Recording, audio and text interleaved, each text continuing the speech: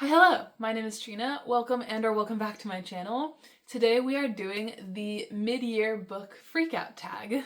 This is a really popular booktube tag that I've watched for years from other creators, so I'm really excited to get to do it myself this year. I got my questions from a ream of sources. I googled it, I looked up blogs, but I confirmed it against Cindy and Carey Can Read's most recent videos where they did this tag, and that's where I double checked which questions were the right questions and everything like that. But I'm really excited to answer these questions. I think it's a fun way to talk about the books I've read so far this year because there are quite a few of them, and I worry that if I leave all my summaries till the end of the year, then I'm gonna forget some of the great books I read in the beginning of the year. So I'm really happy to get to talk about some of them now, even though some of them I've definitely already talked about before on this channel, but I can't help it. Currently, we're near the end of June, so not quite the full 6 months, but I couldn't wait and I wanted to get this video out before my June wrap up. And I have read more than enough books to talk about, so I don't feel like I need to wait the full time. So far this year, I've read 76 books, which I would just like to say is not usual for me. I have a really reduced workload to what I had last year, so I have way more free time than usual, and I've also just been really enjoying reading with the making of this channel, which is relatively new. So I feel like I've been reading a lot extra because of that, because I've been feeling extra inspired. But yeah, and it's not been 76 nothing books. I noticed this when I was looking through my stats. I haven't read a single 1-star book this year. I've read a couple of disappointing books, but I feel like I've gotten a lot better at DNFing a book, and more so, I've gotten better at not picking up books that are not for me, that I know won't work for me, because that's really the only time I would really give a book 1 star, is if it's just is not my style whatsoever. So I've gotten pretty lucky so far in those, and out of the 76, 14 of them have been 5-star books, even with me trying to get harsher with my ratings this year. I've still read 14 5-star books so far, which is amazing and I'm so happy about. I did have in my reading journal, which I'll be referencing through this video, I was looking back at what my goals in the beginning of the year were to see at the halfway point, let's check in, am I following my goals really well? Some of them more than others. Things like read more nonfiction / educational books, I've definitely done. I'm going to be talking about a lot of nonfiction books today. But other things like prioritizing incomplete series, I haven't been doing as well on, but I'm starting to get back into it now in the summer. I'm starting to pick up some series that I've been meaning to. So that is in progress, but I just need to remind myself what my goals for the year were. But that's enough for the introduction. Let's get into the questions, starting out with the hardest question, but also the best one to talk about. What is the best book I've read so far in 2025? Now, for a best book question, like I said, I have 14 5-stars, so I have a lot of options, and it's really hard also to compare across different genres of books. I guess I'll pick my favorite in my top 3 genres. Yeah, let me do my favorite book in each of my top 3 genres, which are nonfiction, sci-fi, and fantasy this year. Normally it's romance. I need to up my romance game, honestly. I need to figure that out. But okay, I think my favorite nonfiction, and I have a couple to choose from that I'll try to bring up in other questions in this video that were 5-stars and incredibles. This is a really tough choice. It was kind of between Code Dependent by Madhumita Murgia and Bitch on the Female of the Species by Lucy Cooke. And I think Bitch on the Female of the Species takes it for this one for me by Lucy Cooke. This was such a this is the book that kickstarted my current nonfiction obsession. This was such a good nonfiction book. So good. Bitch is a book focused on evolutionary biology. Each chapter follows a certain, I guess, long-standing thought or long-standing belief within the field of evolutionary biology around the female species, and really talks about the errors in science that have led us to our current understandings and what we can do in order to create a better understanding of what sex and gender looks like in nature. I think what takes it over the top for me is that I have that extra, I felt very personally connected to the way the book ended. One of the later chapters in Bitch talks about the fluidity of gender and the fluidity of sex in nature, and that the rhetoric that transphobes and TERFs often use in terms of there are men and there are women and there are males and there are females does not accurately reflect science or nature and the world. And hearing about this in this book for a whole chapter and getting to feel this like emotional connection to the animals that she's talking about in this chapter, because she basically frames each of the chapters, right, about following different animals. So the animals that were talked about in that chapter just like really emotionally resonated in me. And there were others as well in the books, like bonobos especially, and whales.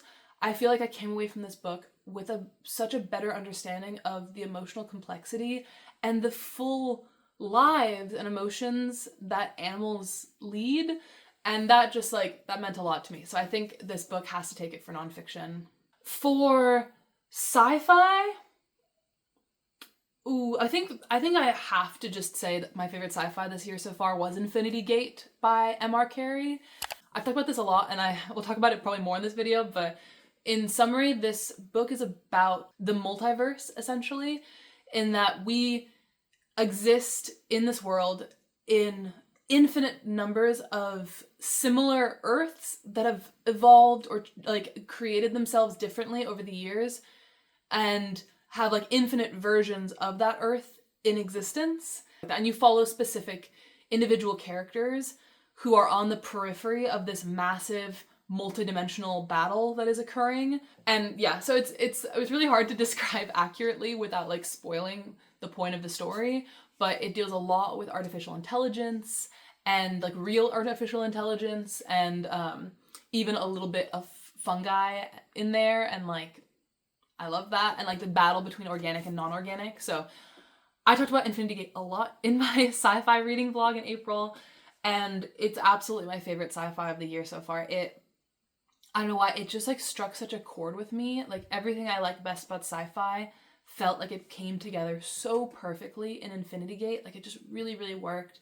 I cared a great deal for the characters, while at the same time they were also very flawed and making a lot of mistakes and things like that. So I feel like it was a great balance there, and yeah, just a great sci-fi book, and I loved it. And I did read the sequel, Echo of Worlds, and while it didn't give me quite the same feeling of Infinity Gate, I did feel like it wrapped up the duology really well, and I did really, really enjoy that. So yeah, if you are a hardcore sci-fi person, like this is really intense sci-fi, but if you like that kind of like really intense science-focused sci-fi, then I would really recommend this duology because I loved it. And lastly, for my favorites, my favorite fantasy so far this year is kind of between two. It's between Jade War by Fonda Lee and Assassin's Quest by Robin Hobb. But I think I'm going to use Jade War as an answer for another question, because I feel like Assassin's Quest is unfortunately winning from recency bias because I just finished it a few weeks ago. I actually have a copy of it here, actually, I can use. Assassin's Quest is the third book in the Farseer trilogy, an epic high fantasy trilogy following Fitz Chivalry, a royal bastard, and he's raised as this sort of contradiction in which he's both royal and not royal, and he both has adults that care for him, but he's also a very useful tool, and it's just like really, really depressing, honestly. Like a lot of terrible stuff happens to Fitz, and that first book is really, really tough and dense because of that, Assassin's Apprentice. But I feel like by the time I came to Assassin's Quest, I was already obsessed with every single one of the characters in this book, knowing that this book series continues in this world and we get 13 more books in this world is even more exciting. And while I wasn't like thrilled, like the ending didn't play out exactly as I would have wanted it to, but I do think it matches the style of the book, and it matches the character-centered way that Robin Hobb writes Fitz in the Farseer trilogy. It really is a series just about Fitz's internal conflicts more so than his external conflicts, although obviously external conflicts cause internal conflicts, so a little bit of both. But I love Fitz too much. I love the Fool too much. I love all the peripheral characters a great deal, and I care for them a great deal. And I just think that Robin Hobb created something really, really special with this, where it just, like the books we're talking about in this video are both good, but what makes them great is just my like intimate personal connection to them. And this book I just really, really connected with and absolutely adored. So yeah, it has to go to Assassin's Quest for my favorite fantasy. But those I'd say were my top 3 books so far this year, which doesn't mean that the other 5-star books I've read weren't as good, but these had a little bit of that extra like je ne sais quoi that like connects me personally and makes me come back to them and think about them really hard. So yeah. And in the same breath as like best books of the year, the next question is the best sequel I've read in 2025. And I have read a lot of sequels, and a lot of them have disappointed me, which we'll get to later. But some of them have been incredible. I would say Assassin's Quest kind of counts as a sequel, but I've disqualified it for this question because it's a third book and not like a second book, like a sequel, you know? So I felt like Assassin's Quest got disqualified, which means the winner of best sequel I've read so far in 2025 has to go to Jade War by Fonda Lee. Jade War is the second book in the Greenbone saga, which starts off with Jade City, which I read like last summer, and I enjoyed it, but I didn't like, obviously I didn't pick up the second book right away, so it wasn't like my favorite book of last year. I didn't really talk about the series very much until I read Jade War and Jade Legacy, but I did enjoy it enough. It was fine. But then I finally got around to picking up Jade War back in February for a reading vlog, and it just blew me away. It was so good. I adored Jade War. I feel like it does the thing that all good sequels should do, which is establish that you have already built an emotional connection to the characters in the first book, if the first book was good at that. And that means now that in the second book, we just want to grow from there. We want to take that emotional connection and rip your heartstrings out with it and play in this world with these characters and really use them to their fullest potential now that you are settled with them and you care about them. And especially for a book like Jade War, where there was a third book, then the author, I feel like, can play even more because you don't have to worry about wrapping up everything in that second book, since there is going to be a third book to wrap up everything. So it really just creates this great space for like creativity in the second books. That I think Jade War takes advantage of to the fullest. I guess I haven't told you what the Greenbone Saga is about. The Greenbone Saga is an epic high fantasy series that draws on, I believe, Japanese culture mythology to create a fantasy world in which there is an island nation, Cooke, that is very small and wouldn't be a big political player in this like massive world that Fonda Lee has written, except that they have one very valuable resource, Jade. In this world, Jade can give them like insane power and skill, but it's only found in Cooke, and realistically the only people who can really wield it without it like driving them nuts is Kekanese people, like the people from this island that are trained with it from childhood. And the entire 3-book series is basically about other countries wanting Jade and the Kekanese people both trying to keep their Jade, but also they have this internal conflict between the clans in the nation. And we follow one of those clans, the No Peak clan, and the generation of siblings that are currently like leading the clan and their interpersonal drama. Jade City focused mostly on the city that they were living in, and they're building up this like interpersonal relationships and the interpersonal conflict, and Jade War expands the conflict massively. It does so many good things. I really highly recommend Greenbone Saga. If you even like slightly liked Jade City, like you were like, this is fine, then I feel like it's worth reading to pick up Jade War and Jade Legacy, which I think take that like the building brick that is Jade City and just go crazy with it. And I love it so much. So yeah. Okay, continuing on with the questions. Question 3 is a new release that you haven't read yet, but you want to. And I've actually been doing a pretty good job at keeping up with the new releases that I wanted to read so far this year. I have a little release radar in my reading journal and I've been following it. But there's 2 that I haven't gotten to yet. One is on my shelf. I have One Day Everyone Will Always Have Been Against This by Omar Akkad. This is a short nonfiction book from a novelist, journalist about Palestine and about the way that West treats conflicts like the genocide in Palestine and the way that the West has always viewed people in other parts of the world that aren't predominantly white and the conflict of that. And yeah, I really want to read this. It's been on my list all year and I finally got a physical copy of it, so I'm gonna hopefully read it this summer. There's also the new V.E. Schwab book, Bury Our Bones in the Midnight Soil. Seems really interesting because the only complaint I've really seen about it so far is that people didn't really like the way V.E. Schwab writes immortality. I love immortality stories, so I think that could be really fun. So I want to try it. So that's another one that just recently came out that is also on my read list for the rest of the year, but that is a long hold, so I don't know when my library is going to get that to me at some point, hopefully. There's also Stag Dance by Torrey Peters, which I believe is a collection of stories, and the titular one is Stag Dance, which is the one I'm most interested in. It's kind of like a cool, culty, weird story about a group of like men living out in the forest, and I don't really remember more than, like, one of them maybe has to dress up as a woman, or one of them has to become a woman for something. It's a trans allegory story is what I know, and I'm really, really excited to read that one. But again, I want to read a physical copy of it. It's only out in hardcover, which is always my problem with new releases. So yeah, those are my new releases that I haven't read yet that I really, really want to, and I will get to probably by the end of the year. For my most anticipated releases for the rest of the year, I have quite a few, but I'll tell you like my ones that genuinely get like my heart pumping, that get me really, really excited. The first one is the Raven Boys graphic novel by Maggie Stiefvader.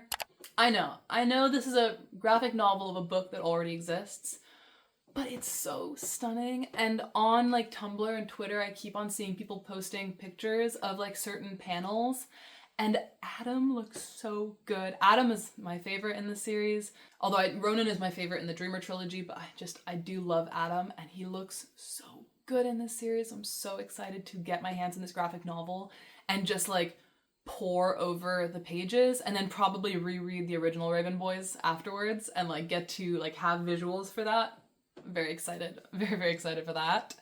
There's also a new Andrew Joseph White book that's coming out this year, his adult debut, what's called You Weren't Meant to Be Human, which seems sick. I was just reading the summary before making this video because I knew I was going to read it no matter what because it's Andrew Joseph White, but I was looking at the summary and it's about an alien invasion in rural West Virginia, and I believe the trans male main character is trying to be compelled by the aliens into giving birth, when in this case the main character does very much not want to give birth.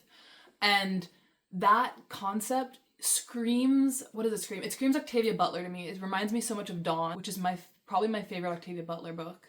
It reminds me so much of Sorrowland by River Solomon, another favorite sci-fi book of mine. So I am so excited for this. That seems so, so cool. I need to read Compound Fracture by Andrew Joseph White first, because I want to make sure I'm fully caught up on all of his books before You Weren't Meant to Be a Human comes out, but very, very excited. Other ones I'm excited about, Hot Wax by ML Rio.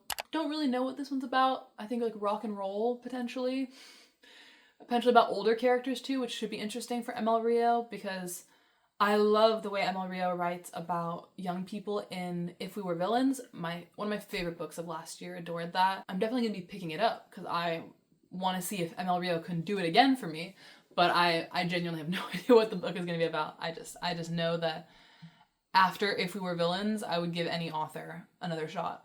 Oh, and there's also Hazelthorn by C.G. Drews that's coming out in the fall. I read Don't Let the Forest In this spring, and I love like the lyrical floral writing style in Don't Let the Forest In, and Hazelthorn seems like more of that, so that's definitely on my list as well for new releases that's coming out. There's also more, but like those are the ones I'm most excited for. Ooh, our first negative question. What was my biggest disappointment so far in 2025? I have a few, and they're all sequels, and I was trying to think through like which ones are my biggest disappointments. I think it's easiest for sequels because for most other books, I go into them not knowing anything about the world or the characters. So then like either I'm pleasantly surprised or I'm just kind of like, oh, it was not for me. That's fine. But for a sequel, it generally means I liked the first book and I'm coming into the second book hoping for more of the same, only to be disappointed. So examples of that are I loved Iron Widow by Xiran Zhao. I read Heavenly Tyrant. Although it was a fun read, like it was a crazy time to read that book, it's kind of insane. It wasn't good. And it really, if you're a fan of Iron Widow, it's very disappointing on a lot of fronts. Also, I read Legendborn, and then which I like reasonably enjoyed, by Tracy Dion, but I really disliked Bloodmarked. It really got on my nerves. I probably should have put it down and come back to it later, and I might have liked it better, but I pushed through, and I just ended up really bothering me. I don't like the love interest in that book. There's also Go Luck Yourself by Sarah Rosh. I liked the first book in this like romance duology, which was, the first book was The Nightmare Before Christmas. I thought that was cute and fun and a good time. And Go Luck Yourself was very irritating. If I ever see a character like call their romantic interest boyo again, I'm gonna die. But I would have to say probably my biggest disappointment of the year, unfortunately, was The Well of Ascension by Brandon Sanderson. I probably just had too high of expectations in terms of, I've heard Brandon Sanderson is like the fantasy author. And I read Mistborn: The Final Empire, and while I enjoyed that story a lot, it was still like, it was good and I really liked it. I guess I was expecting more from a second book because Sanderson is known for his series, but The Well of Ascension really, really irritated me. The main characters kind of switch a little bit from The Final Empire into The Well of Ascension, and the new setup I just did not enjoy. I didn't really care for the plot, and it actually made me dislike the first Mistborn book more after reading the second book, because I was like, was the first book even that good then?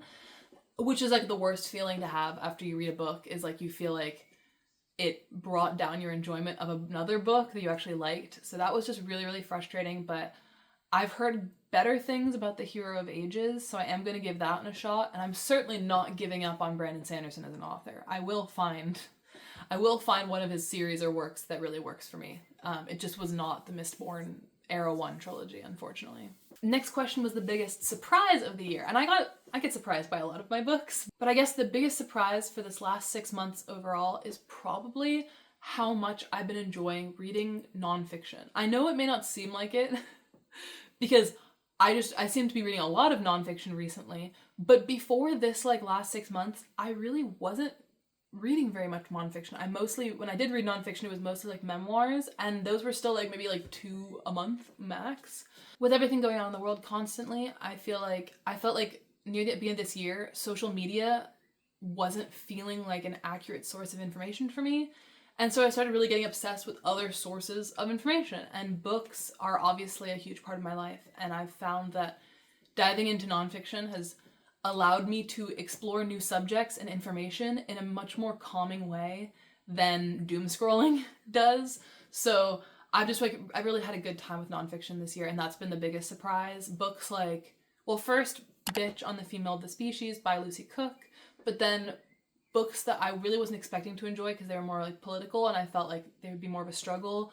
Doppelganger by Naomi Klein was an incredibly written book. Really, really good. Honestly, a comfort despite its subject matter. It was really well written. What other nonfictions? Codependent by Madhumita Murgia, which talks about AI and the lack of regulation on AI. I thought was just incredible, like a really fair look at like, well, AI is now a part of our society.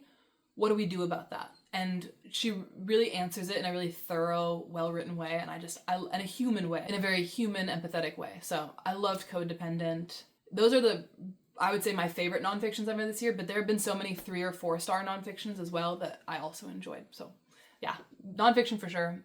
Oh, and then I think I had some surprises in the fiction category as well. I would say All Systems Red, the first Murderbot book by Martha Wells, was a massive, joyous surprise to me in terms of I went into it just expecting like short, funny sci-fi read, like something light, and I felt that like deep emotional connection to it that I normally don't get from shorter books, where I really just fell in love with Murderbot and I cared so much about its story and its character development and its conflict between organic and non-organic and human and machine was just like impeccable.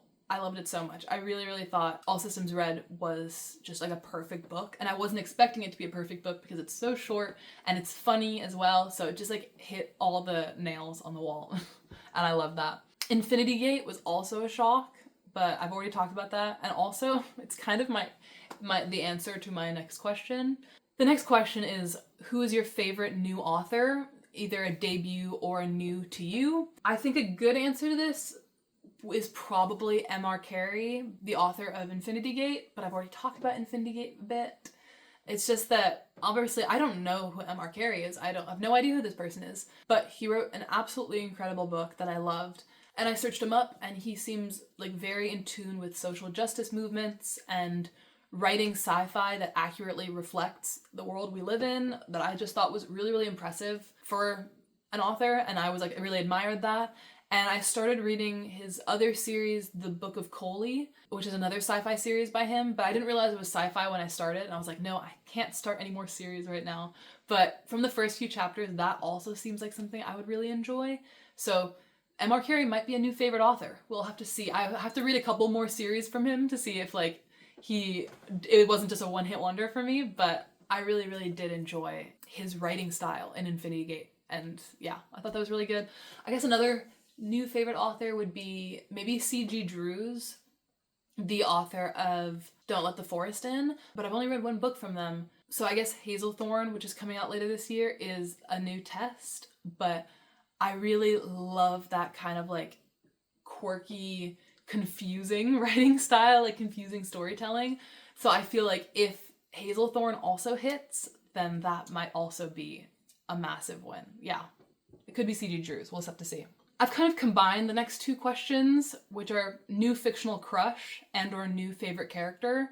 I feel like if a character is a new favorite character, I also have like a fictional crush on them, because when I love a character, I love a character. So I feel like I can kind of combine these two questions. And there are quite a few. Maybe, okay, this is so silly, but I reread The Ruins of Gorlan by John Flanagan for the first time since I was a kid. And I forgot that as a kid, I 100% had a crush on Halt in this book, like the aged, grizzled mentor, grumpy old mentor guy. I 100% had a crush on Halt as a little kid, and he's still an icon, and I still love his character. So this is an option. Who else? In Assassin's Quest, do I have to hold it up? Yeah, I probably should. In Assassin's Quest, the Fool is not really a new favorite character, but he gets a lot more screen time in Assassin's Quest than the previous book, so he did take extra center stage in my heart, and like now he's like a favorite when before I wouldn't have thought of him as a favorite character, and now he is. So probably the Fool from Assassin's Quest. Who else? Who else do I have written down? Oh, well, I mean, I've already talked about Murderbot, The Murderbot Diaries by Martha Wells. Murderbot in The Murderbot Diaries. I love Murderbot so much. It is a new favorite character and also a fictional crush. Just like an icon that handles every situation flawlessly. I love it. I feel like there was another one. That was a better answer for crush. Oh, where is it? Ready for my most unhinged answer of the day? Ivan Fyodorovich in The Brothers Karamazov. Divine. I adore Ivan Fyodorovich. So good, so good. In The Brothers Karamazov, it was about three brothers. Ivan is like the one that's supposed to represent cynicism and like lack of trust in religion and like a slow descent into hell or whatever. I don't care. He goes nuts and he's my man and I love him. This is your man. Yes. Look at the screen. That's mine. Honestly, depressing that I don't have any women characters on my new favorites. I have a lot of old favorites that for example, I reread The Locked Tomb, and both Harrow and Gideon are two of my favorite characters and fictional crushes of all time, but it's a reread, so I can't really count it for this. Because then I'm gonna keep rereading that series, then every single time I do an update about favorite characters, they'll just reappear.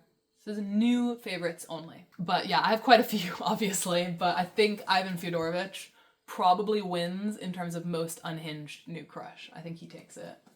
Next question is a book that made me cry so far in 2025. I do cry fairly often with books, but pretty much only about real stories. I don't know, I feel like I haven't read a fiction book that's made me cry recently. They're always, it's always memoirs.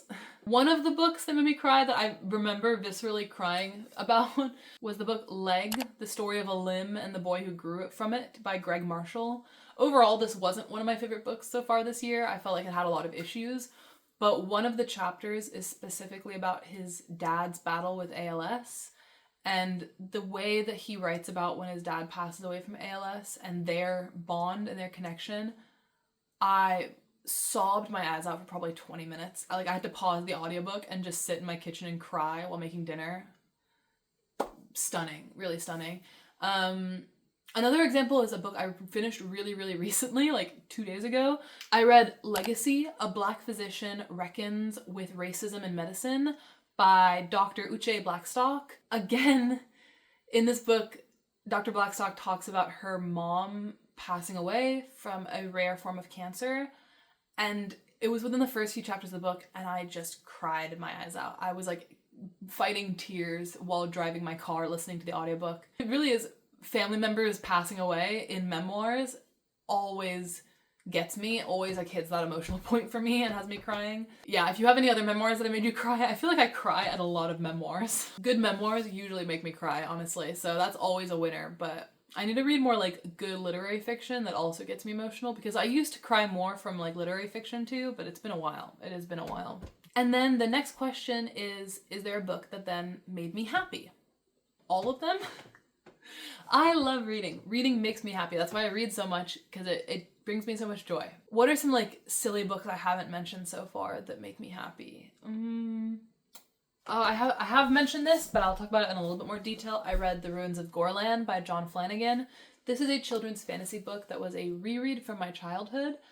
And I adored this book as a kid. It like meant everything, and it still does as an adult. And I remember when I was reading this, I just couldn't stop smiling the whole way through because of those like feelings of nostalgia and like childlike joy.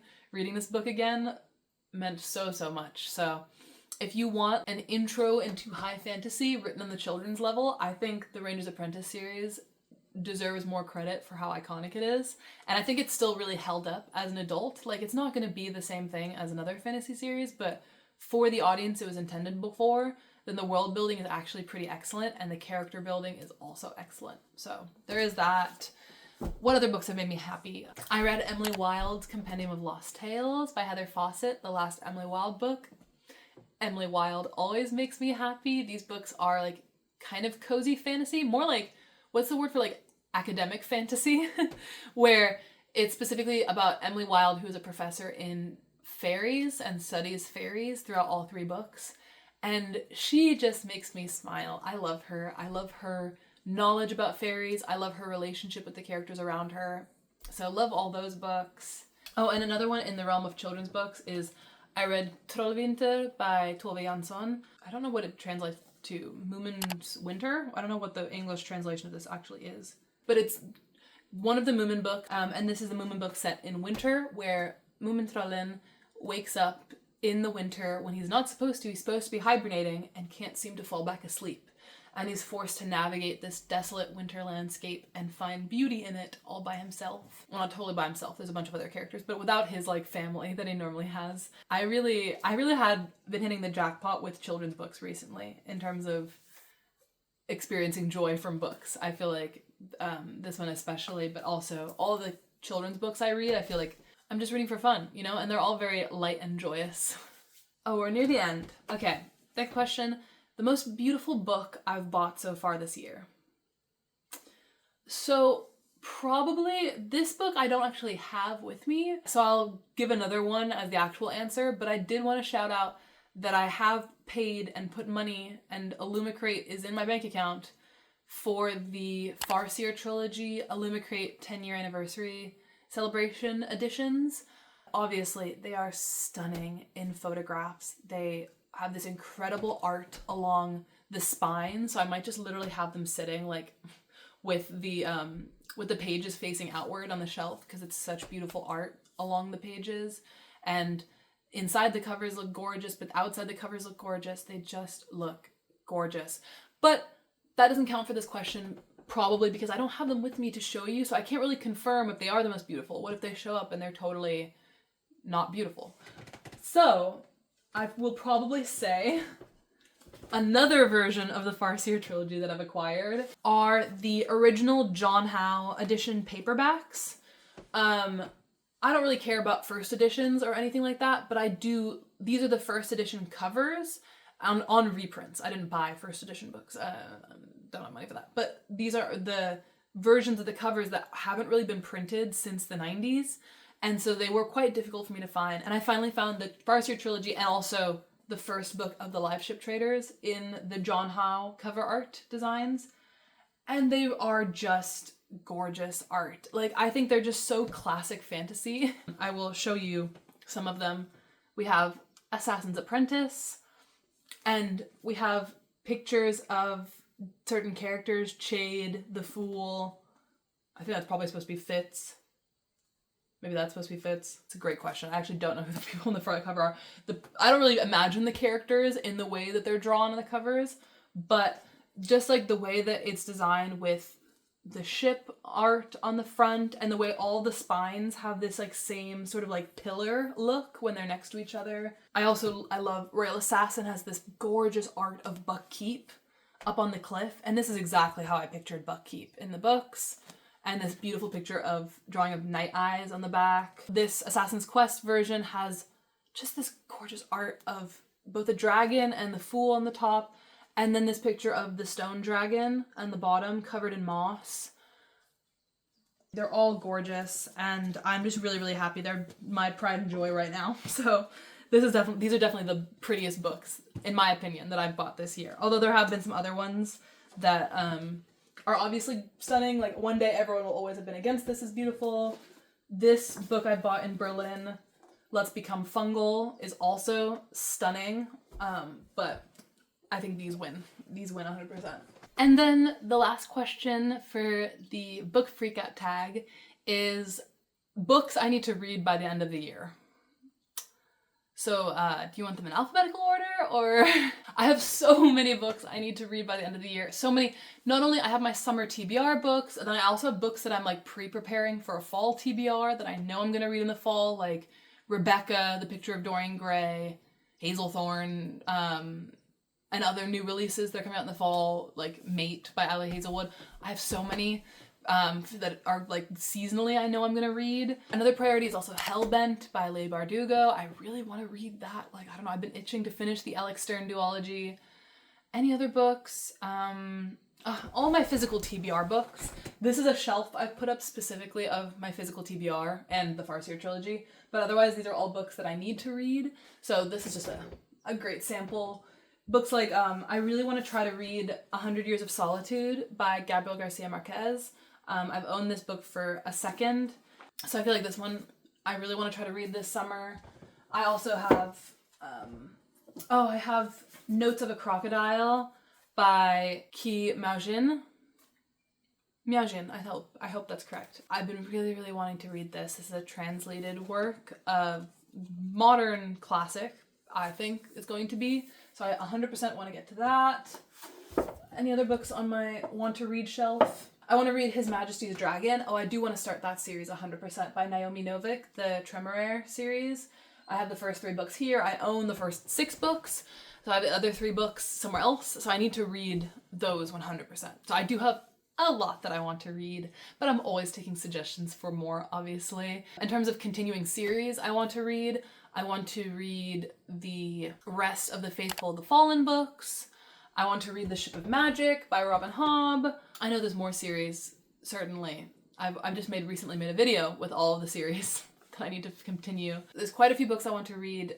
I doubt I'll be able to get to all of them because I am a mood reader and I just pick up the stuff that I'm interested in. That's how I can get through so many, because I'm not like forcing myself to read stuff I don't want to. But ideally we'd be able to get through quite a few in the rest of the year. So fingers crossed that my current reading mood continues and then I continue to fly through books like I have been, because it's been very refreshing and I've been making a lot of progress in my TBRs.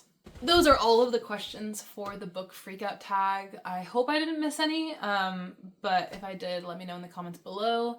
Thank you so much for watching. If you have any other suggestions for tag videos, I do like doing these. I think they're fun, and I'm always looking for an excuse to talk about books more. Whenever I make these tag videos, I always feel especially grateful to have started YouTube, to have a place to talk about these books that I love so much with other people that have hopefully read them or want to read them, and becoming part of this larger discussion around books is really special and really, really fun.